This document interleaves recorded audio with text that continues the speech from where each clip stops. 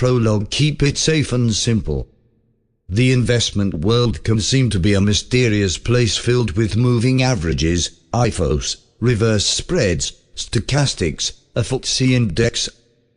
They're injecting and draining liquidity, and more ratios than you might care to hear about. I entered that world in the 1960s and set out to understand it all. But the more I learned about sophisticated techniques, supposedly savvy strategies, and the secrets of the very rich, the more I came to understand that the real secret of investing is just this. Keep it safe and simple. This book will show you how to do so, how to handle your investments with minimum effort and no worry, and yet make sure your wealth, however large or small, is safe and growing. Two worlds. You earned the money you've accumulated by using common sense to provide a service others were willing to pay for. Most likely, that same resource of common sense has led you as well to friendships, romance, and the emotional maturity that allows you to enjoy life. Wherever you go, whatever new challenge or problem you face, you fall back on your common sense understanding of how the world works. You should be able to use that understanding in investing just as well. But many, if not most, financial experts and advisors talk as though the investment world was somehow different from the rest of life. They divine the future from lines and squiggles on charts, as though they were witch doctors examining entrails. Or they base their strategy of mob psychology, as though human beings were all dunderheads who can't think for themselves. This is where the trouble begins. You can easily think you've entered a parallel universe controlled by prophecy, mysterious symbols, obscure cycles, and strange ideas about how human beings behave. Everything you'd shun if. To Harry Brownie / fail-safe investing. The topic weren't investing, and if the hope of big gains didn't cloud your common sense. Such strange ideas about how the investment world works can divert you from the simple, straightforward principles that have led to your success in everything else you've done. In truth, the investment world is a part of the same world you already know and deal with successfully. And your common sense is far more valuable to you than all the jargon, analysis, and trading systems you hear about. The 17 Simple Rules. And like most investment books, this one won't teach you a secret theory of investing. Instead, it presents 17 simple rules that will remind you of what you already know and give you the confidence to act on that knowledge. These rules will protect you against the unreality prevalent in so much writing and conversation about investing. The rules will assure that your investments will enhance your life and will grow into a safe and comfortable retirement. And they will make certain you don't lose your hard-earned money. The rules won't make you privy to the secrets of the world's greatest speculators, but nothing else you read will do that either. Your reaction to some of the rules may be, of course, that's obvious. But the obvious is precisely what you must cling to, and it's what too many financial writers will try to separate you from. Danger lurks wherever you reach for exotic and complicated concepts, disregarding the plain truths that have brought you this far in life. In part I, we will look at the 17 rules. Since most of them are largely self-evident, they require very few words to explain. You can read through all the rules in 60 minutes or less. Part 2 provides background information and some not so obvious examples of heeding or ignoring each rule. Refer to Part 2 for more explanation if you need it. While the rules are largely warnings to exercise prudence, they won't stop you from making profits. They even leave room for trying to strike it rich with part of your money, if that's what you want to do. But their first job is to keep you from making any mistake that could be financially fatal. In truth, many of the rules are, and that different from the ones your mother tried to teach you. Don't trust strangers. Don't put all your eggs in one basket. Prologue. Keep it safe. Simple 3. Don't take all your savings to the amusement park. Don't get into situations you can't get out of. And my all-time favorite advice from Mother. If all your friends drove off a cliff, would you have to do it, too? You've used some of these rules successfully in other parts of your life. Now it's time to apply them to your investments. Investing doesn't have to be difficult, dangerous, complicated, or mysterious. It demands only that you relax and keep your head, that you approach the investment world in the same way you've handled the rest of your life, even if everyone you know chooses not to. These rules are by far the most important truths I've learned in my 35 years in the investment world. They have made money for me, they have kept my investments safe, and they have made my investment life simple. In the next 60 minutes you'll have the benefit of my 35 years experience, so the rules can do the same for you. 4. Part I. The 17 Simple Rules of Financial Safety. 5. Rule 1. Build your wealth upon your career. Working together, your career and your investments can build a prosperous, secure future.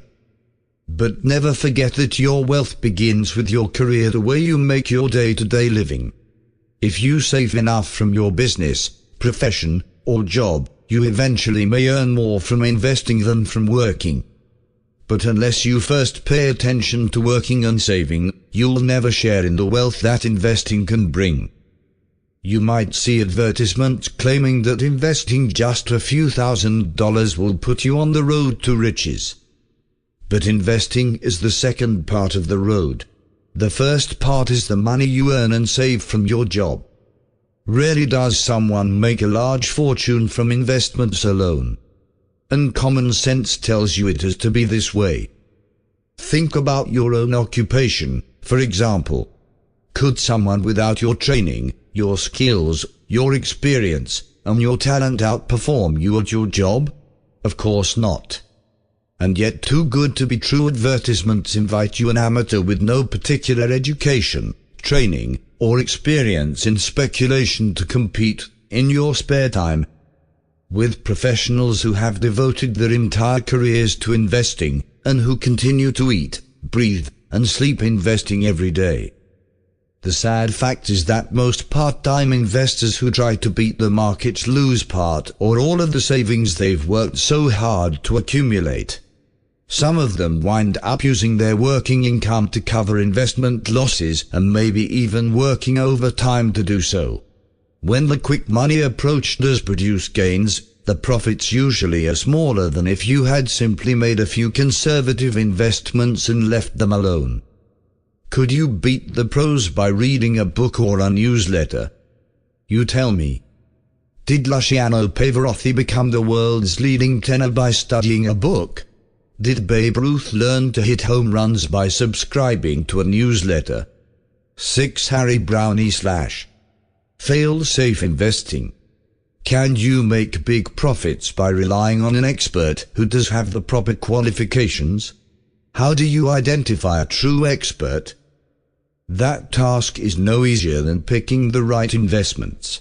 If you don't understand investing as well as the pros, you won't know how to evaluate those who seek to advise you.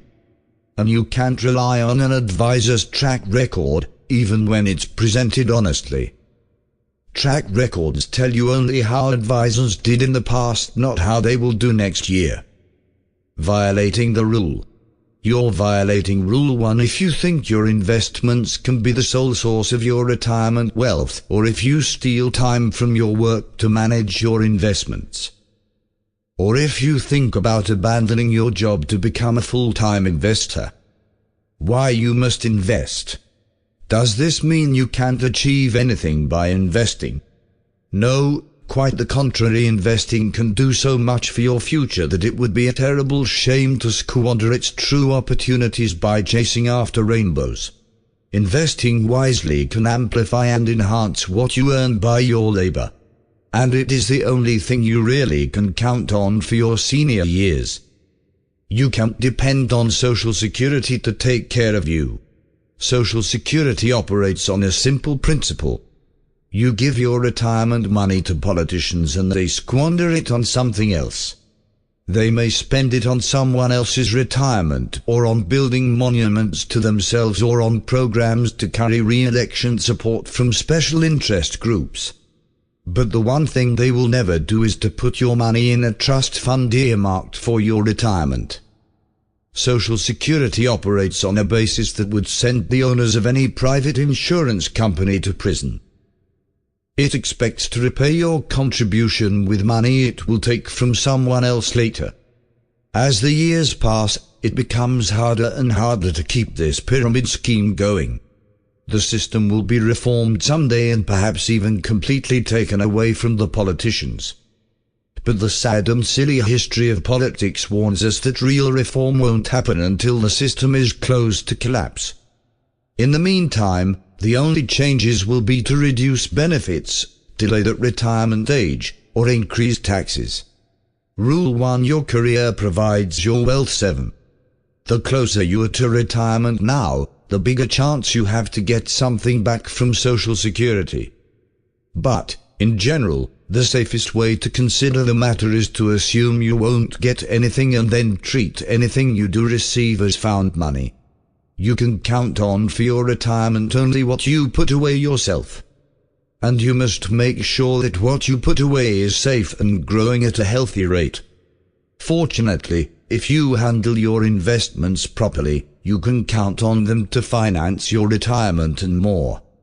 And the younger you are, the easier it is to provide a good retirement, and the less reason you have to worry about Social Security. Benefits of investing. If you apply common sense, your investments can 1. Assure you of a secure and comfortable retirement. 2. Enhance your life before then, perhaps by providing a better home, a better education for your children, or whatever may be important to you. 3. Allow you to leave something substantial for your heirs. Investing won't promote you from the middle class to the very rich. Most people who hoped it would do so have wound up worse off. So don't take risks with complicated investment schemes in the hope of multiplying your capital quickly. Instead, set up an investment plan. Bullet. That protects and enhances what you've earned at your job, and bullet. That isn't so complicated you will be tempted to abandon it. In other words, keep it safe and simple. If you do that, you will be free to concentrate on what you do best, free to make a great deal of money in your career. 8. Rule 2: Don't assume you can replace your wealth. If risky investments turn out badly and you lose everything you have, you might be able to earn it all back again. But don't count on it. Yes, you know far more now than when you started your career, but success always depends at least partly on conditions you don't control. And those conditions are constantly changing. Markets change, technology changes, the competition changes, consumer tastes change, and laws and regulations change. You earned your wealth because your talent and effort harmonized with the circumstances in which you found yourself. But the world won't stand still for you or repeat itself when you need it to. As time passes, government finds new ways to interfere with your business, your profession, and your life. Expanding regulations and the litigation explosion combine to make businesses much more vulnerable today to surprises and sudden disasters. And advances in technology change the demand for your products or service. So assume that what you have now is irreplaceable, that you could never earn it again even if you suspect you could. Recognize, too, that without prudence whatever wealth you've accumulated is vulnerable to the same kinds of surprises: litigation, regulation, investigation, market setbacks, changing tastes, or just plain misjudgment. So you need to find a way to protect your savings from every eventuality, a task that, fortunately, isn't as daunting as it might seem. You're violating Rule 2 any time you think it's okay to go for broke with the savings you're counting on for the future, or when you treat your wealth with anything other than the utmost respect. Protecting what you have requires setting up an investment program whose first priority is to preserve what you've worked for, making sure you don't take chances with the part of your wealth that's precious to you. No matter how much or little you have now, it's possible to assure that you'll never lose it, as well seen in Rule 11. But the first step is to recognize how precious your wealth is and resolve to say no to any proposition that asks you to risk losing it. 9. Rule 3. Understand the difference between investing and speculating. Investors often get into trouble by speculating when they think they're investing. If you don't understand the difference between the two, you can put yourself in a dangerous situation. When you invest, you accept whatever return the markets are paying investors in general. When you speculate, you attempt to beat that return to do better than other investors are doing through clever timing, forecasting, or selection. The implicit assumption is that you have knowledge or talents other investors lack. You're investing when bullet. You hold a long-term position in the stock market with no attempt to time your investments or to determine which industry or individual stocks will perform best. Bullet. You keep your savings in a money market fund or a bank account. Bullet. You hold a balanced portfolio with a variety of investments, so that at least one will do well and keep your portfolio afloat in any economic climate. You're speculating when bullet. You select individual stocks, mutual funds, or stock market sectors you believe will do better than the market as a whole. Bullet. You move your capital in and out of markets according to how well you think they'll perform in the near future. Bullet. You base your investments on current prospects for the nation's economy. Bullet. You use fundamental analysis, technical analysis, cyclical analysis, or any other form of analysis or system to tell you when to buy and sell. 10. Harry Browne / Fail-safe investing.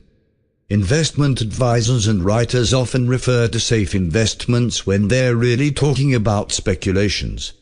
And no matter how they assure you that a given speculation involves little risk, it is still a speculation. The distinction between investing and speculating is important. Any attempt to beat the return available to others must, by definition, also involve the risk that your return will be smaller than what the market is offering effortlessly, or that there will be no return at all, or even that you might lose all the capital you've risked. As we proceed, I hope you will see why I want you to understand the difference between investing and speculating. Both are honorable endeavors, but only one of them is suitable for the funds you're basing your future on. There's nothing wrong with speculating provided you do it only with money you can afford to lose. But the wealth that's precious to you, the money you're counting on for retirement, should never be risked on a bet that you can outperform other investors.